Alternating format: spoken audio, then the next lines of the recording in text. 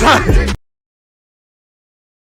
I live? Oh, not quite, because everything isn't quite fixed up and all them things. I think I'm live. I think we're live. Is everything good? Is everything sweet? People, deluded. I'm back again. Thank you very much for tuning back in each and every time. As usual, your support is, I love your support. I love the Twitch gang. I love the support you give me on YouTube. It's Friday, people, so I hope everyone's got a spring in their step. Welcome back to another edition of the Deluded podcast, the Really and Truly podcast, and all those things. With it being Friday, I've first and foremost hope you've all had a good week to remember. You've moved that much closer to your goals, hopes, dreams, and aspirations and whatnot, and you're overcoming hardship. Can't do any of that without health. So as usual, I'd love to wish that, or hope better yet, that you all got your health in all aspects of the term, mentally, financially, physically, mentally, all of those good things, people. Now, it's a jam-packed day of content like it is every day on my channels. I say channels because it is YouTube and Twitch. Make sure you open up another tab as usual. 11:30, we head over to YouTube. We're going to preview Liverpool and Arsenal in depth. We're going to talk about the press conference comments from Arteta.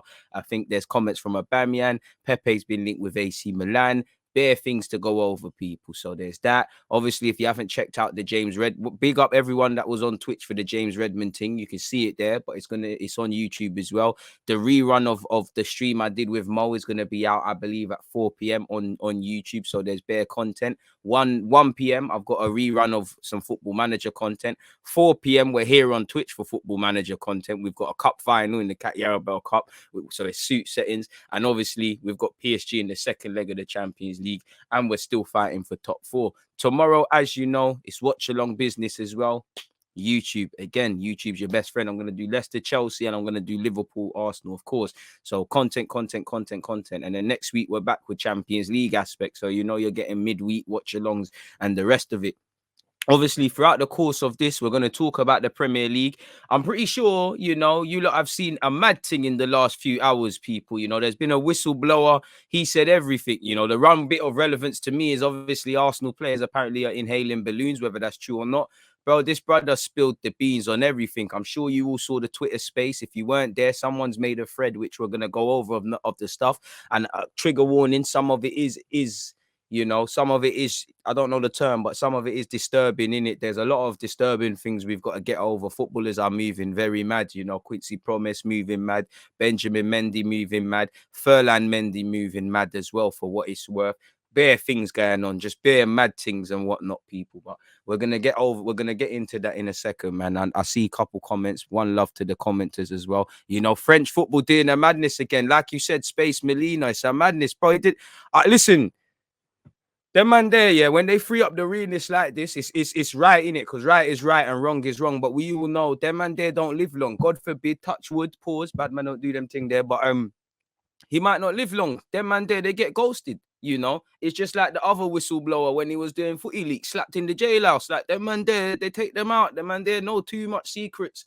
He's too much secrets about players, about Real Madrid, about too many things in football. And I'm pretty sure, there's proper mad stuff. And even going through it, he even said he was throwing these stories to outlets and things. And they were saying, nah, you might be right, but we're not on it, really. Mendy's done a madness, my guy. Chill, we're going to get into it, man. It's just bare man moving mad. We go through the thread, people. Again, if you go on the Twitter site, Football for All, that's where I saw it. I didn't catch the space, but there's been a fallout. Now, obviously, someone's been kind enough to make a thread of these things, people. If you're listening via, big up the Spotify and the Apple group, Apple Twitch crew and all them things there, you're going to have to listen, in it. It's graphic, but here's a thread. And literally, bro, this is, he's not making it up, because this is the stuff I've seen. As I said, trigger warning, it is pretty brazy, in it, to say it nicely. And I understand if you don't want to, in it. But for what it's worth, people, Furlan Mendy, the Real Madrid player, booted a woman in the face many times, then showed his penis to her, and that woman got brain damage from the booting. That's something I've seen. We'll go over the other Twitter account as well. Ali Wahi from Montpellier's academy got back from Montpellier when he was at Cannes. He was banned for obliging secondary school students to masturbate in front of him in the toilets. Some guy has raped 400 football players, and a few players are now international level players when they were kids. So that guy needs to burn in an eternal hellfire. As you know, we don't condone rape. grooming, all them fuckeries there, people. And again, everyone that does things like that burn in hell, really and truly. See this Alex Hells guys apologize for doing blackface. Alex Hells, on behalf of every black person, and suck your mum, man, 1,000 times for a dirty straw, you twat about blackface. Dickhead you. But anyways, back to this Mazes, people. As you lot can see, a girl that is a young international footballer disappeared, and apparently the reason is a guy brought him off his family to do some weird stuff on her, and they forced her to abort. And then obviously again, the thread, he's not continued. There's a lot more stuff there, really. I think maybe it's got too mad for him, people, really and truly. And I think even there's stuff with Camavinga and all of these sort of things, people. It's absolutely brazy. Absolutely brazy. Let me go on Football for All as well, because again, my man was saying the mad thing, really. Football. Sorry, people, I need to find the Twitter account because we can go through some of it. Like a lot of it was brazy, people. Like, I'll be real, very brazy. Now, let's scroll the way down on this Twitter account. You know, we'll get into the Ronaldo stuff. As I said here, people, Mendy allegedly kicked a woman in the head and she fell to the ground before showing her his willy, of course. She was transferred to the emergency room. Apparently, Mendy hasn't spoken to his mother in 3 years. The entire family is completely broken. His whole case is insane. Cases like this make me want to stop my football investigations, says the Romain Molina. He has stated, the more you really know about football, the more you hate it. And this is why, again, it's corrupt. Apparently, a current French international had a party where he decided to poo in people's mouths while filming himself. Brother, man, a bookie, man. Apparently, there's an African country that had men playing in their women's team. And if we scroll the way down, this was the Twitter space I'm obviously speaking about, people. Arsenal players inhale a lot of helium balloons in the dressing room. Again, I can't verify that and things like that. But as you see it here, apparently Arthur and Pjanic's swap deal has been found to be illegal. President Macron played a part in Benzema's return.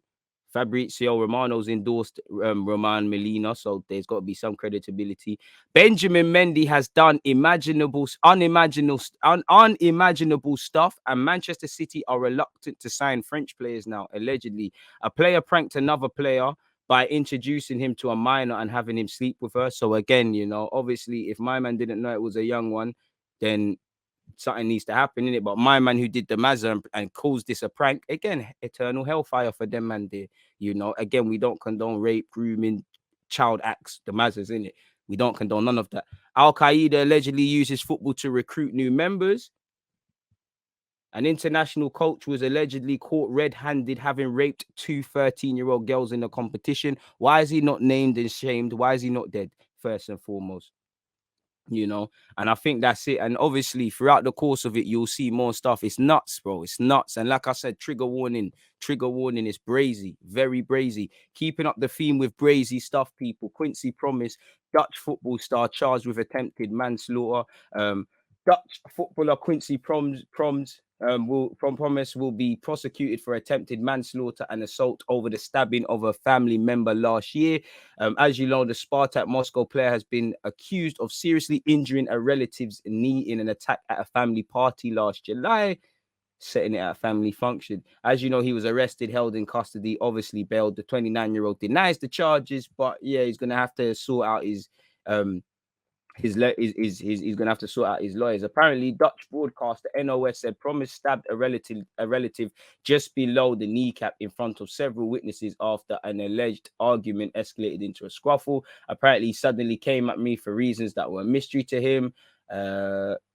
Apparently, Promise had little to say about the incident to date, but denied any involvement with his lawyer. When asked about the incident in an interview at the time he joined the club, his new club, he said, "I leave it to my lawyers and try to focus on football. I've always done that." Fair play. I mean, not fair play, but you get the point. And again, like I said, keeping up the themes with Maz's people, Benjamin Mendy has appeared in court charged with 2 more counts of rape. That now brings it up to 6 people, 6 total allegations of rape and 1 of sexual assault, after being initially charged with 5 offenses in August. So yeah, man. Hope the 27-year-old, bro, I got no sympathy for man that do things like this, innit? Like hellfire, And one thing I don't like, every journalist that is consistently purposely putting the wrong Mendy or the wrong black player and whatnot, suck your mums, because you're taking the piss. You know, it's not it's intentional. You're doing it because it's driving engagement. You're doing it because it's a mockery. Obviously, Mendy of Chelsea absolutely vexed that his name is being put with the wrong people, much less someone where there's a serious allegation of rape. You know, one's a goalie, one's a fullback, one's plays for Senegal, one plays for France. Obviously, they look completely different. The skin tone might be the same, but they look completely different. One's got blonde hair. I don't know what Benjamin Mendy's got on his headpiece now, because if he's running around with that blonde hair in the jailhouse, he's standing out more so than he needs to for a footballer. And you're not going to last long there, are you? Really and truly, you're going to get mashed up. As I said, keeping up the theme with moving mad. You know, first things first, I think the world owes Diallo of PSG an apology. And I'm talking about the media outlets that consistently drew her out, consistently got at her, because, you know, they were very quick to condemn. They're slow to say they got it wrong, people. You know, it's slow to say they've got it wrong. As you've seen, information has come out in relation to Diallo's not involved in any of it, the things that were going on. Abidal had an affair allegedly, and it's his wife that ordered a hit on some of these PSG players, people. As you lot can see, PSG's Kiera Hamari speaks out for the first time after pipe attack as new suspects emerge. She said, my attacker hit me with an iron bar several times. I saw that he was mainly targeting my legs, and I was trying to protect myself with my hands. At the time, I didn't see a weapon. They immediately started yelling, open the door, open the door. Then one on my side grabbed me and pulled me out the vehicle before he grabbed the rectangular iron bar that he had hidden in his pants and under his sweater. She was allegedly punched, kicked, and beaten with this, people. She was taken to hospital because of her injuries. As you know, the 26-year-old Diallo was arrested on suspicion, and yeah, she's been released. And yeah, man, I mean, it's just looking brazy. Apparently, the Abidals appear to be at the center. Apparently, his wife ordered the hit. And apparently, Abidal's obviously cheated on his wife, going back to his time at Barcelona, people. So it says it's just all brazy, isn't it? It's just all brazy. All I would say is any other victims, sympathy for Diallo, who again, no one's even really giving you a chance to say your piece. It's a madness, man. How is she a G, bro? Like, that's not nothing G about that. Come on, be sensible, man. There's nothing with that, man. It's sounding silly, man. It's absolutely silly. But as I said, footballers moving brazy, people. Footballers moving brazy. As you can see, we finally got over that. And, you know, that was very difficult sometimes to sit here and do them sort of vids there early in the morning. It's just absolutely madness. It's just absolute madness, people. We'll get into a couple other bits and pieces, but yeah, as I said, there's whistleblowers. Footballers are moving mad.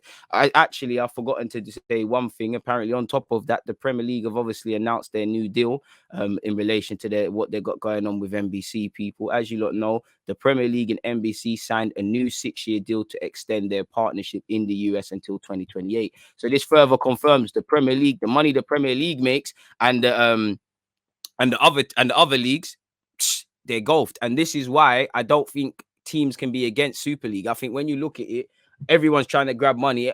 I can understand why La Liga and these guys, because they're broke and all these things, why they want the Super League and things like that. You know, it's a big deal for the Premier League, and this is why the Premier League don't want it, people. You know, the Premier League obviously will, because of this, you know, the broadcaster will host the Premier League in relation to 380 Premier League games, host all 380 matches every season until 2028, people.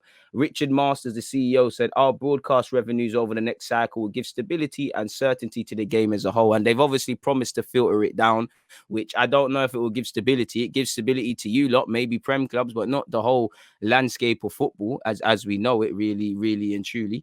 I think that's all a lie, really, if I'm honest with you. And I read this article before. Apparently, the Athletic actually says they understands the agreement is worth more than $2.7 billion, which will run until 2028. As you lot know, NBC first broadcasted the Premier League in 2013, so it's been quite some rise, people. Really and truly, it's been met with opposition as well. Really, despite clubs losing a combined $2 billion in COVID, this is able to happen, and this will, further move people more and more away. And it'll be keen to see the filtering when it comes down to it, people. Who gets what in the Premier League. You know, it filters from the league has to filter it down. They've promised to help grassroots, but when it filters down, how many hands on the pies are there going to be, really and truly? So again, if you're one of these fat cats, rich affluent folks, then this means something to you. If not, it is what it is. And this is, you know, they will tell you football's for the fans. Premier League is not for the fans. No football club is for the fans. They're only for the fans because of your wallet. They do not care about us. It don't matter what club you support. We are the little guys on the ground, and they know that our love for football, we're always going to watch it no matter what they do. That's why they tried to con us during COVID. That's why they try and throw these things at us, you know. It's absolutely brazy. It's absolutely brazy what's going on in football, man. Even with Chelsea, you know, even with Chelsea, and it's not just Chelsea, everybody's doing it. I'm trying to find the article. They've hiked the ticket prices up. If people really were for football fans, they would know that for the last probably a year, maybe 2 years now, people have struggled with COVID and things. How can you up the season tickets? It's mad, and these guys can do it because they'll get away with it. Man are not gonna want to lose their season ticket. Paddy's not gonna want to lose his. Paddy, who's had his season ticket for 20 plus years and them thing there, he will pay it, even though it might cost him doing things with his kids. It might his kids might miss out. He might miss out. You know, it might call him sleepless nights. He's not gonna give it up, and neither would I. We love this thing. Football is something that it's an escape. There's man that go to work, hate jobs from, you know, man and women that hate jobs on a Monday. They'll do it because they know Friday, Saturday, Sunday, whatever, they're gonna watch their team, whatever their team is. And it's this, and it's quite frankly taking the piss, really and truly. Chelsea tell fans their season ticket prices are tripling to almost 4,000 from next year, with Stamford Bridge's West Stand upper tier facing a price hike after installing a new concourse, big screens, and padded seats. Now, at the end of the day, there's costs in business, but it's not right. It can't go from 1,250 people to all the way to just shy of 4 bags. Come on now, you know. Come on now, it's not fair. And many people are going to have to give it up because it's not financially viable, really and truly. People that wanted to die with their season tickets. Clubs say the facilities in the stand have been greatly improved with bars, screens, food outlets, and better Wi-Fi, as well as new padded seat for fans. And I mean, I would love to see the profit margins. And I mean, what the hell? Like, just because there's Wi-Fi, that Wi-Fi is a necessity anyways. I mean, come on now. Some fans in some sections will only face a small price rise with additional games included. And that's why season tickets more time are a zang anyways, because then that's what these clubs do as well. You get a season ticket, they start saying you can go to certain games, but you can't, and you've got to apply to get these European games. It's all brazy. But they're fat cat friends and stuff. They're friends that don't even give a fuck about football and prefer fox hunting. They will get these, they will be able to make calls and get these fancy big shot seats and whatnot. This is everything wrong with the game. The football's a working class game. It's been savaged and ravaged by upper classes that just want money. The greed in this game is never going to stop, much like society. Society is greedy. Football is no different. And there's nothing wrong with making money for what it is. There's nothing wrong with making more money. I have nothing wrong with people doing what they're doing. But this is greed. This is greed. Again, you just need to read the room. Look at the current climate. This is not fair. Life isn't fair. And the wickedest thing about football is people that will give it up, that will give up these Chelsea tickets. Other people are going to go and map it up, people. When you can see it, the current blanket price is 1,250. And as you can see, the new price is going up. You know, you're paying just under 4 bags to see the halfway line. The goal line you're seeing, you know, you're starting from there. The 18-yard box, you're going from there. All 3 prices include the 19 Premier League home games plus all domestic home matches. Tiers 1 and 2 get European group stage home matches included in the price, but all 3 tiers get the option to buy home knockout games. And tier 3 gets a concession ticket available. You know, and obviously the other London clubs aren't the best, and I get it. You know, it's cost at the end of the day. It's business cost, but this is just taking the piss.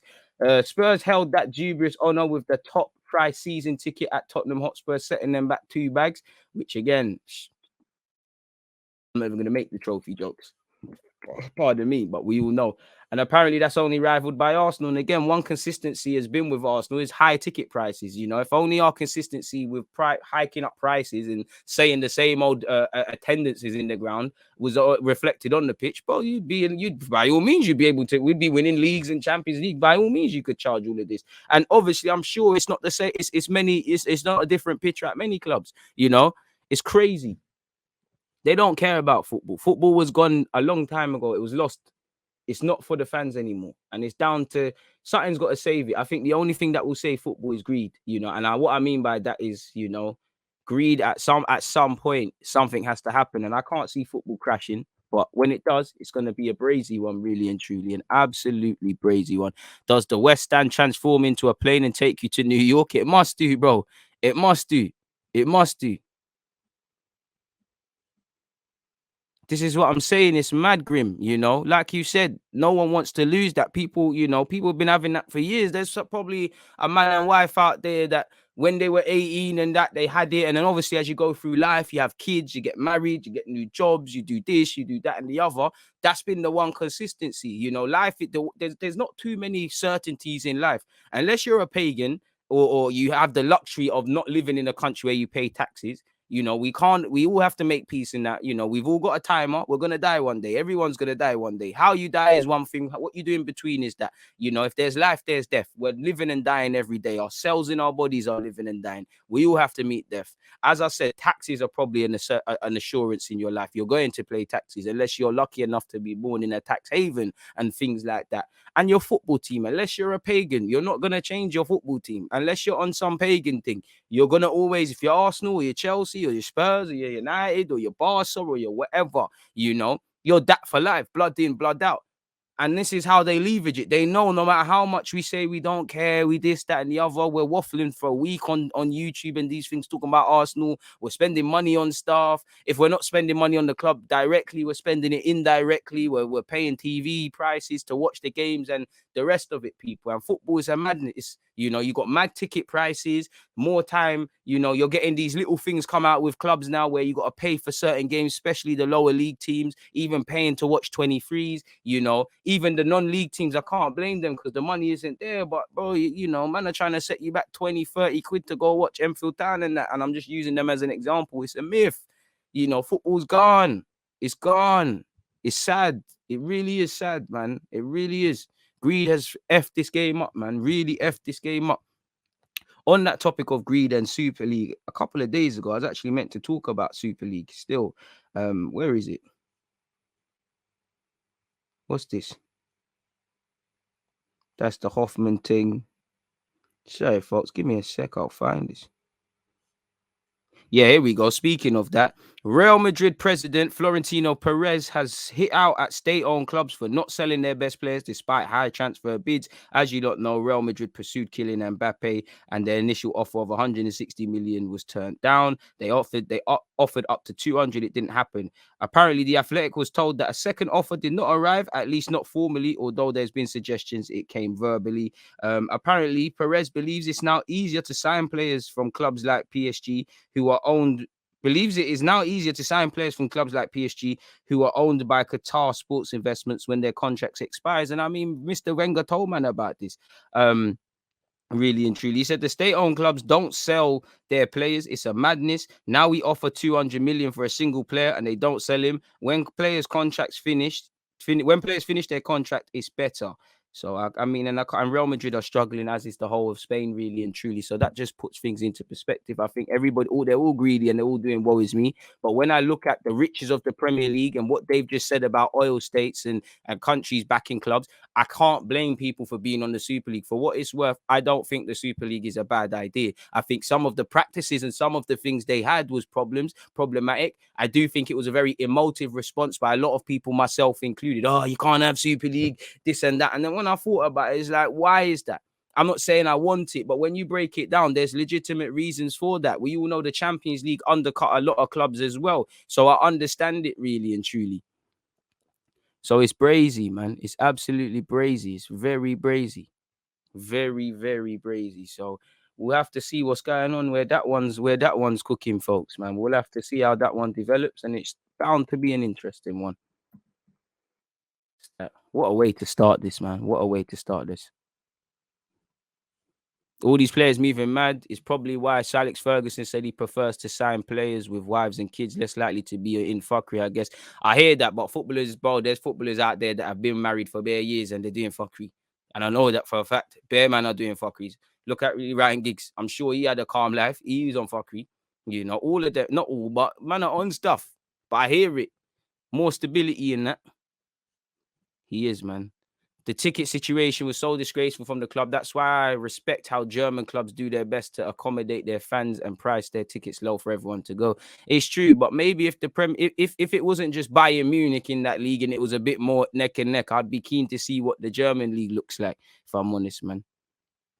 They're all moaning, man. They're all thieves. They're all everyone's hands is dirty, and they're all doing the woe is meeting, man. But I can't lie, I'm not for it, but I'm not against the Super League. Really, I think it was a very emotive response, and I think the Premier League, all of the footballing world, I think they leveraged fans, being so against it because fans are reluctant to change. Let's be honest, they leverage that sort of emotive response for the best with the Super League. I don't think the Super League is done. I think if it's revamped, it could run really, but will it? I don't know, people. I really don't. Away from that, though, again, quickly going back to actual football, let's preview some of the Premier League games to come. Now, I'm not really going to talk in depth about Liverpool or Arsenal because we're going to do that at 11:30. Make sure you're following on YouTube, folks. And obviously, I got a bag of videos to come out and things. But obviously, I would say this: it's a big test for Arsenal. Win, lose, you need to come away with some credibility, not the same old self-capitulation. And we barely won. Well, when last did we win at Anfield in the league? I can't tell you. Probably Arteta was a player them times there. I'm sure it was Diaby and Santi or one of them did a mazza. We haven't traveled well in the Premier League specifically. Now, if we win in the unlikely event, it doesn't mean we've suddenly arrived. We've answered all questions because I've seen Arteta beat Liverpool about 3 times. He did it at our place at the Emirates last year or the year before.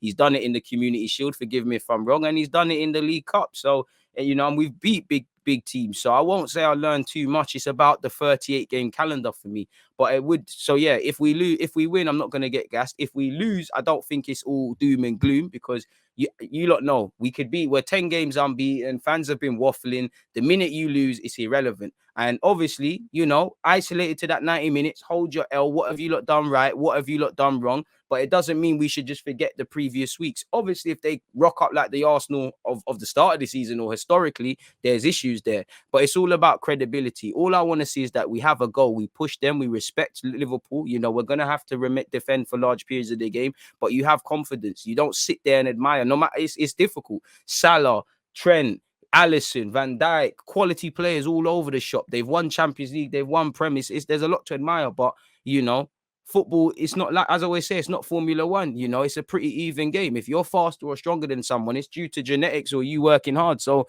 match them. If they're a great team, let's see how quality level of defending Van Dijk has or unimaginable moments from Salah. Because if we push them to their limits and Salah dances past 7-8 players, what could you say but applaud that? Okay, Salah's mad. You're not going to see that too many times in the Premier League. He's a quality player. Sometimes you just have to hold your hands up. But what we typically do, someone plays a stray 5-yard pass and then present goals to Salah. Salah, he had one of his best games against Man United for me, but it wasn't because he didn't have to do much. If you read the first game, the first couple minutes, Salah was just happy to have a good performance. It's like, that man said, you can score. He's like, you know what, let me get a quick hat trick. The other man were on it. Liverpool smell blood, they'll be in for the kill. And obviously, it's going to be an angry Liverpool. They've dropped silly points in their last 2 games. They're fighting for the league and beyond that. Klopp isn't going to be happy in it. We need to raise our game to such. And sometimes, when I look at the Spurs, Villa, Leicester games, these have been games where second halves haven't always been plain sailing for Arsenal. You can't afford to do that against Liverpool. So, yeah, man. But it's all about belief. You've got to believe in yourself. Even if you go a goal down, how do you respond to the setbacks? Because there needs to be too many variables for Arsenal to win, really and truly. So we'll have to see, So I've just spoken about Liverpool, Arsenal. That's at 5:30. Other Premier League games on the Saturday. Probably going to do a watch along for this, either on Twitch or YouTube. So make sure you're looking, people. You've got Leicester, Chelsea. You've got Aston Villa, Brighton. You've got Burnley, Crystal Palace. You've got Newcastle, Brentford. You've got Norwich, Southampton, Watford, Man United. Wolves versus West Ham. Obviously, Aston Villa's first game. Aston Villa's first game under Steven Gerrard.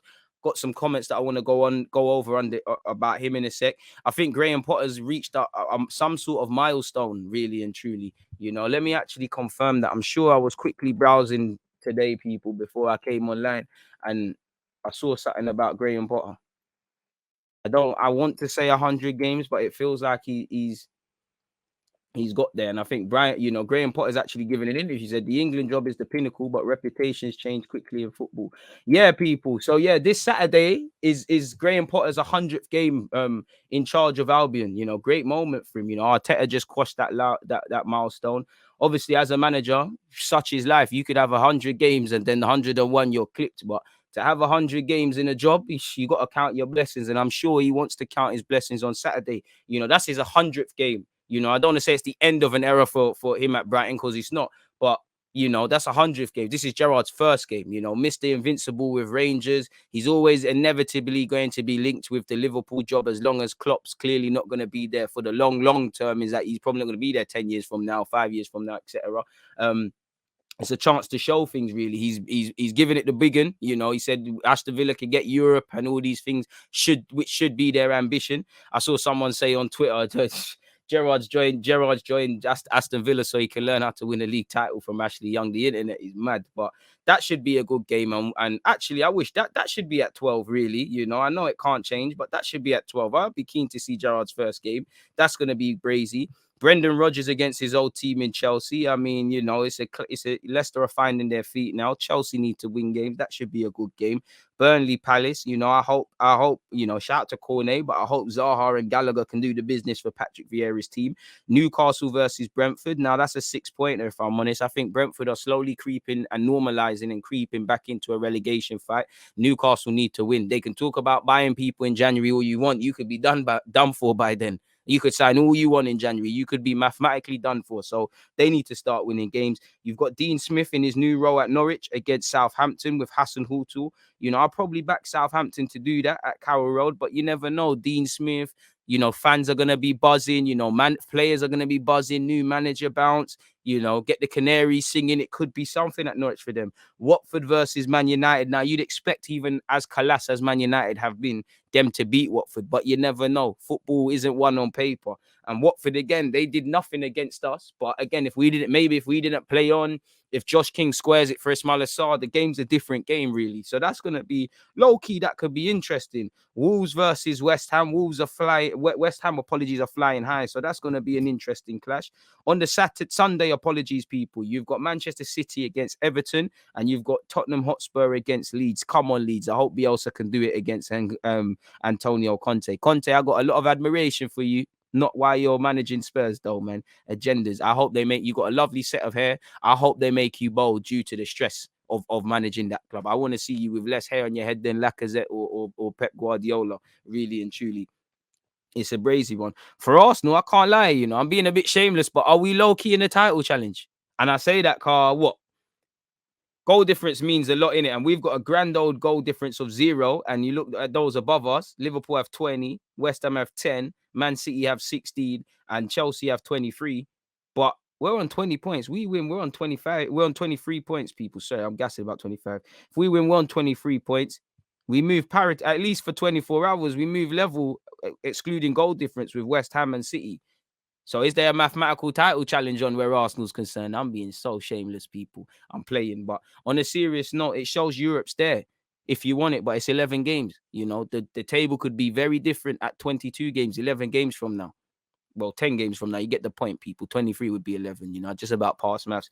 What's it going to look like 20 games from now, where it says 33, where it's down to the crunch time, where it's the last couple of games left? Narratives can change. Narratives been changing, You can't say West Ham are not in a title challenge, but say, I sound like a hypocrite because I say it's between Liverpool, City and Chelsea, but mathematically, West Ham are there. They just smacked up Liverpool. You can't say they're not in it, Then there's a other little mini race for top 4, really and truly, between, Liverpool mathematically are 4th, but I wouldn't say they're in it. I would say, even though West Ham are ahead, West Ham, Arsenal, United, Brighton, Wolves, Tottenham, even Palace low-key could be in that. And then I would probably say for maybe about 13th, where Southampton are, who are only a point behind 12th place Leicester, to 20th. That's a relegation dogfight. Like, you can't really pick a relegation candidate. Brentford are sleepwalking back into it. No one seems to be talking about Leeds there. Watford are 2 points above the bottom 3. I would love Burnley to go down. I would love Newcastle to get out of it. But at the end of the day, they got -12, 5 points. I can't, they need to win games now, really and truly now. I know Eddie Howe's going to get them playing progressive football and all those things. I don't think Norwich have a snowball's chance, but they're level on points with Newcastle. You never know. You win a couple of games. As I said, narratives change. Things start looking different. So it's going to be a brazy one where the Premier League is concerned, people. Really and truly, you know. If I had to pick winners out of all of them, let's do a little DG prediction thing. I mean, I'd expect Chelsea to win 2-1, but I'm going to speak into existence what I want. I'm going to say Leicester 2, Chelsea 1. Aston Villa versus Brighton. Villa at home. Brighton's 100th game. I'm going to say 2-2 in that game. Burnley, Crystal Palace, hopefully 2-0 Palace. Newcastle, Brentford, I think that goes either way. I'm going to say 2-1. You know, I think Ivan Toney will score against his old club in Newcastle. I'm going to go 2-1 Newcastle because I'm wary of the managerial bounce. I'm going to say 1-0 Norwich, even though if I had to bet money, I'd say Southampton win again. I'm feeling the managerial bounce. I think Ole Gunnar Solskjaer will beat Claudio Ranieri. I hope not, but I think he'll win about 2-3. West Ham, I think West Ham might drop points. You know, I'm going to say 1-0 Wolves. And Arsenal, Liverpool, if I had to bet money, I'm going to say 3-1 Liverpool, 4-1 Liverpool, anything beyond that. Arsenal purist, I would say 2-1, but I hope for a dirty 1-0, man. You know, what's 85th minute? We get a corner, Gabriel header, set piece, FC. You know, Liverpool are going to be spot on over set pieces because they were quite poor over those set pieces against West Ham. We've done dirt there, so you're going to see a bit of a reaction, really. But can we take advantage of that zonal marking? It comes down to basic street smartness, potentially. So hopefully we showed that. It is what it is, man. March, I'll be shameless if we was there. I'll scumbag it like Leicester. January is the decider, bro. Now's the decider, bro. You gotta make it from now there, man. Top 4 shouts are fair, my bro. I hear it, but 11 games played, man. If we win, DG fans are going to lose their heads, of course. And the thing is, if we lose, they're going to lose our heads because the 10 games become irrelevant. If you didn't win, it becomes irrelevant. Look at the people coming out the woodworks after Brighton and Palace. It becomes completely irrelevant if Arsenal lose. No, man are not going to care about the new signings. There's a little bit of stability there, you know, building blocks, all that jazz. Man are not going to care about none of that. None of that. None of that. Bro, you're right in that, you know, again, we need to sign people, but again, everybody knows you're desperate for a midfielder in January and you're down to your bare bones. What are you gonna do? If think about it logically in business, if I know you need a midfielder and you're pressed for time in January, and I'm gonna tell you to pay a bit more, it's basic economics. And plus, this midfielder, as much as you want him or we want him, you have to remember he's playing for this team. He might be helping my team right now. Then it's a knock-on effect. Now I've got to go find a replacement, and someone's gonna try zang me. Do you get it?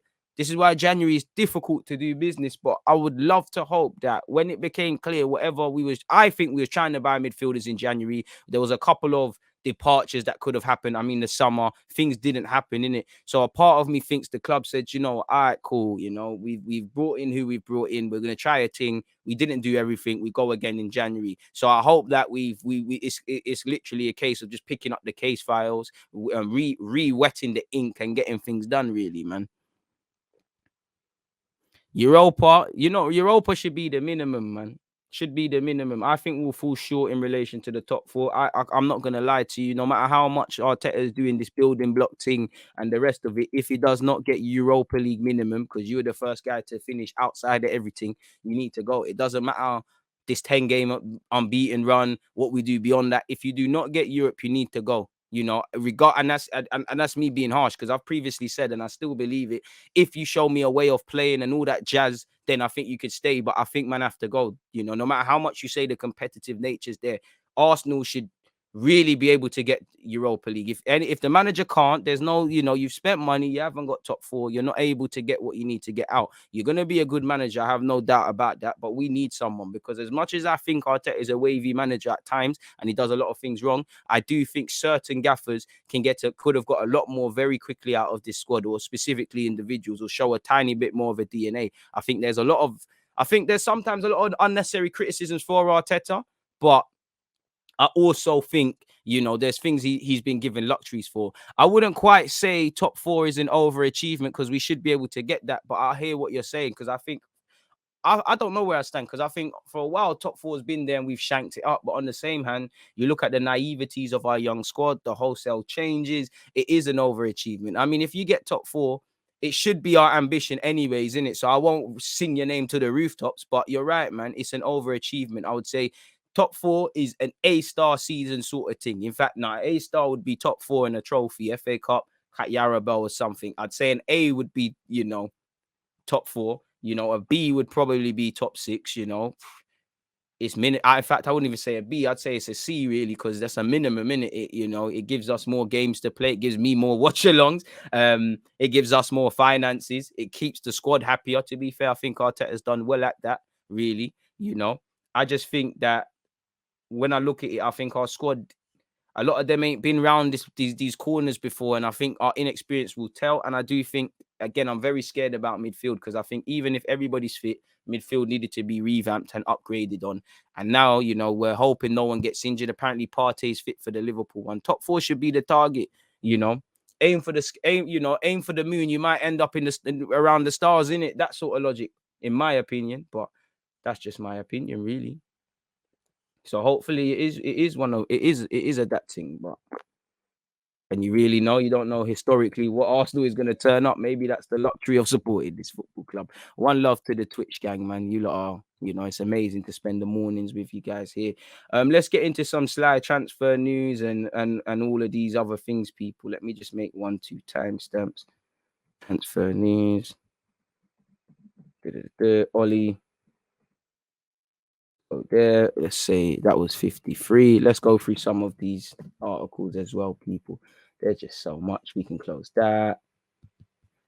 And you've seen some talks come out that Ronaldo's had enough of Ollie, so that's the end of Ollie if it wasn't already. I think he's gone at the end of the season, man. It is what it is. Ole Gunnar Solskjaer held crisis talks with senior Man United players, that is, including Ronaldo and Harry Maguire. Well, Ronaldo's the biggest voice in that dressing room. Maguire's the captain. If you lose these, Bruno Fernandes is little bro to Ronaldo. You lose these players, the young G's don't rate you again. Rashford was your guy. You told him to focus on football. I don't think Greenwood listens to you unless you're doing some striking practice with him. Jadon Sancho probably just blocked your number. Big up Rance. I was on Rance's stream and he said, little birdie said indirectly, De Gea stopped chatting to him at one point.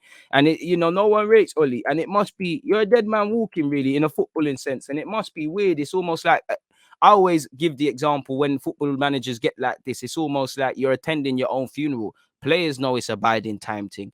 The boardroom, even your most strongest, loyal Ole Gunnar Solskjaerins, they know it's a time thing. Your other coaches know it's a time thing. You've heard even, is it McKenna and Carrick? Them and they are getting new deals regardless what happens with Ole. So everyone knows it's the beginning of the end. Unless you turn around and win the Champions League or do something mad, it's probably a myth for you people, And you've lied to the players as well. You said you wanted to play attacking football. You said everyone would get minutes. Oli shows naiveties. And this picture sums up Oli, isn't it, really? Man, I don't know what I'm doing. The very fact that he's been compared to Lampard and Arteta, where I've had Capri Suns that's lasted longer than these lot's current management periods. It says it all. My man's been in the game 10 years or something. I don't know why he's compared to all these little men, but anyways, people, he spoke to all of them. He wanted to discuss how Man United can turn the season around and talking about a tactical plan. Ollie's desperate to get his team back on track at Watford after a run of 6 defeats in 12 games. Bloody hell. Obviously, the hierarchy of resisted calls. Maybe there's whoever they want to come in isn't going to do the thing. As you know, Brendan Rodgers has been linked with the job as well, people. He said, it doesn't frustrate me personally because my focus is the next game, which is Chelsea, but it is frustrating for the fans and I would say for my players. Of course, it's not going to frustrate you. It should be, Brendan Rodgers is very egotistical, and you've seen it. And to be fair with you, who wouldn't? Who wouldn't? If I'm playing for one football club and the next football club says they're interested in me, if I'm a pro baller, I'm not going to be whoring myself out to sign for them. But it's nice to know that you're wanted. If you're wanted, it must mean you're good, alive. So it probably does. I mean, if let's be real, regardless of where Man United are at, if you're a manager at Man United that you constantly see your name when they're looking at gaffers, bro, that's going to gas you. Same way if Liverpool, Arsenal, Chelsea, all these teams, if you're linked with them, you're going to get gassed. But anyways, he would say, but it's frustrating for the fans, and I would say for my players, of course. I don't know about Telemans and them, man, because it looks like Leicester people are going to skate out soon.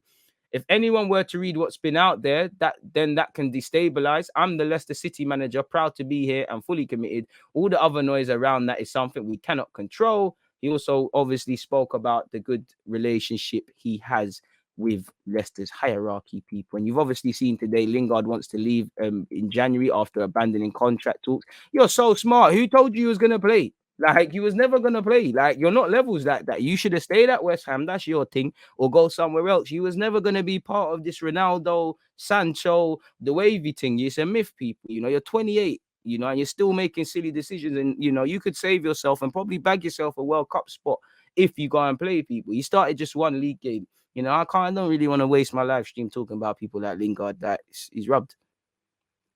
Looking at some of this transfer news, people, as you lot can see, apparently Man United and Chelsea have received a boost for Haaland. Apparently, you know, next up, Real Madrid have accepted he'll move to the Premier League. Apparently, Real Madrid plan to compete with all of these clubs by adding Haaland. Fair play. Newcastle want De Vrij and Brozovic. Fair play. Paul Pogba's agent has hinted that the French midfielder will leave Man United in January before his contract ends. I'm not too sure of that, but let's see what this one's about. And this is probably just the latest. And currently, Pogba's allegedly in Dubai doing his rehab. He said December is the month of dreams, especially when you can agree moves to clubs abroad.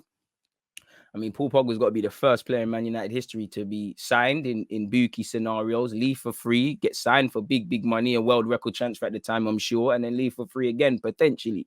You know, Renola said Pogba, well, surrounding Pogba, he said December is the month of dreams. I can't stop dreaming, but it's better to not speak about Paul. If some former Man United players don't speak about me and Paul, they won't work anymore. Right, Paul Scholes, you got Mayo.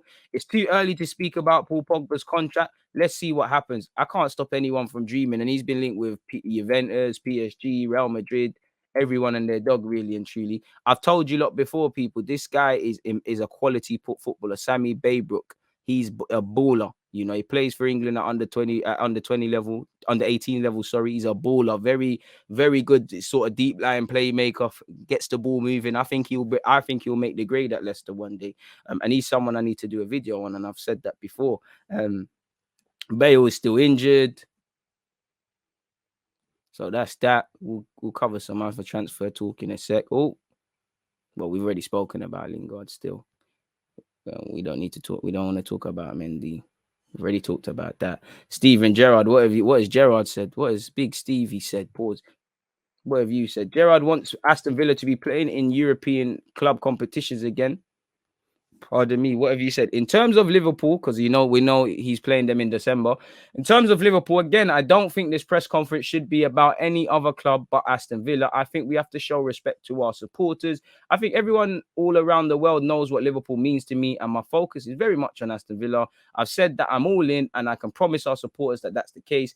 I think first and foremost, it's an extremely proud moment from a personal point of view. It's a real honor to be the manager of this football club.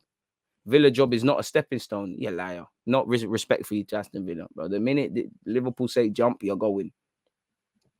You never hear me say that it's a stepping stone. For me, I'm really proud and honored to be in this position. I'm all in. I will give this job everything that it needs for it to be a success. I'll be 100% committed. I don't think there's anything wrong in football to have dreams and aspirations. It should be, but yeah, you know, I rate Gerrard because there's a lot of talk. He ain't managed the Villa game yet. You know, fair enough to what he did at Rangers, but if you're a fraud in England, no one's gonna care that you was invincible. They've got a world-class coach who they are happy with. If he was to sign a lifetime deal right now, I would be very happy for them and him. Reaching Europe is Villa's long-term goal, as we know. Success in football is always about winning football matches first and foremost. Long-term, I think the club would like to be back on the European level. I don't think it's the right time now to put any specific date on that. But for me, most importantly, it's about focusing on the short term, which is Brighton at the weekend. We need to start winning football matches again and moving up the table. We've got a challenging game at the weekend, so I don't really want to look too far ahead of that. But with the players we've got in the squad, we should be higher than where we are. So it's one step at a time, and we need that win as soon as possible. He's also said it's great to be back in the Premier League and all these things. I'm not going to bore you lot. Ed Woodward insists Man United's priority is success on the field, as financial things have been announced. Apparently, the club's latest financial results announced are on the back of a poor run of results. Where are they at? Apparently, Man United's wage bill rose by 23%, obviously, by signing Ronaldo. The first quarter of this year, really, well, of 2021-22 financial year, shows a rise of 16.6 in employee benefit expenses. The total amount spent on salaries during the quarter ended on September the 30th when the club re-signed, obviously, and Ronaldo made these signings.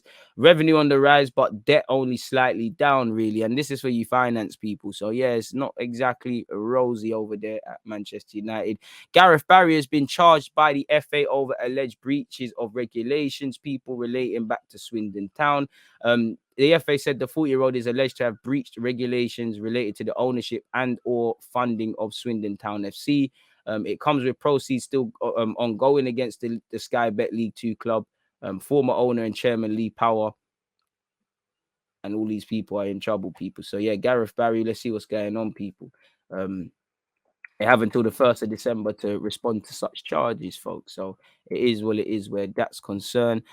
I'm missing something. Where's goal.com? Let's look at some other transfer stuff. Rudiger's once again been linked with Real Madrid for what it's worth, people. I know. How many times is that one gonna get spanned? Speaking of how many times is something gonna get spanned, Arsenal been linked with another midfielder. Any guesses, people? Any guesses? I'll save you lot the trouble. We've been linked with Renato Sanchez again.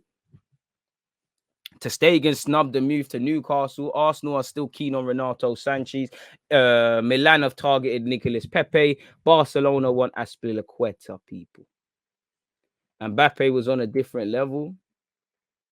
Fair play. I mean, Ter Stegen snubbed the move. Zakaria favors a move to Barca over Real Madrid on a free transfer. Pulisic faces a fight for his Chelsea future.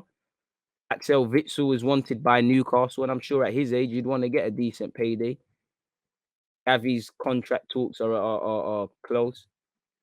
Theo Hernandez at AC Milan is close to signing a new contract.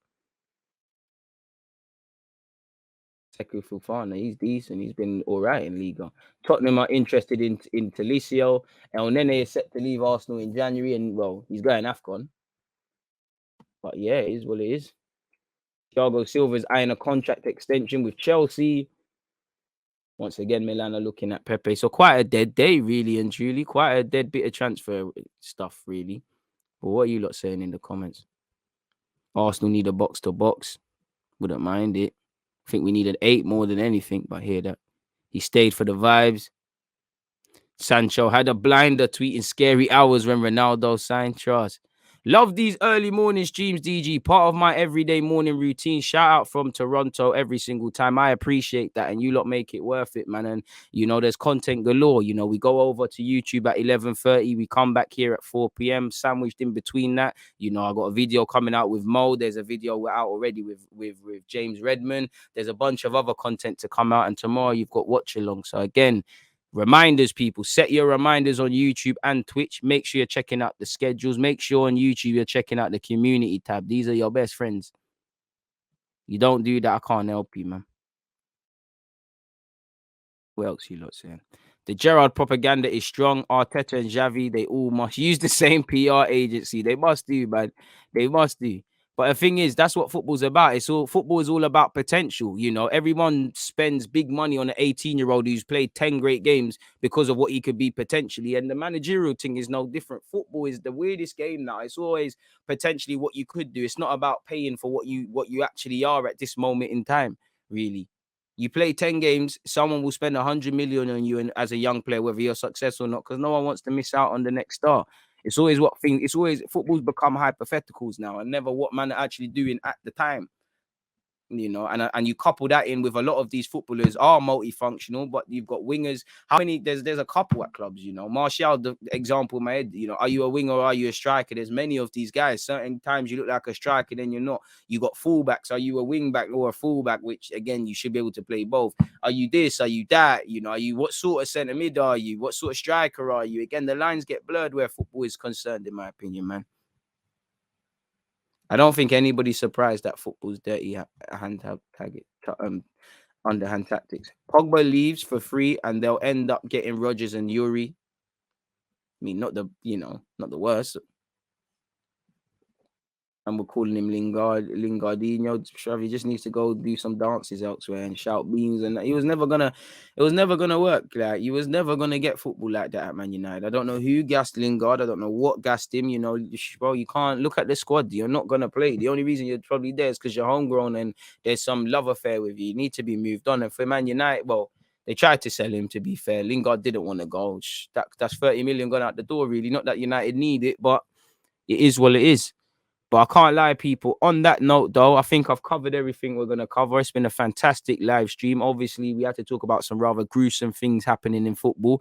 I'm going to be back at 11:30. That's over there on YouTube. Like I said, 11:30, 4 p.m., bare content. And obviously, between that, there's going to be a bag of content being dropped on my live stream. So I'll see you lot all on YouTube in 34 minutes, people. But on that note, it's been a lovely podcast. I'm going to love and leave you lot, people. I'm out. Bow. There's always just that accurate red light.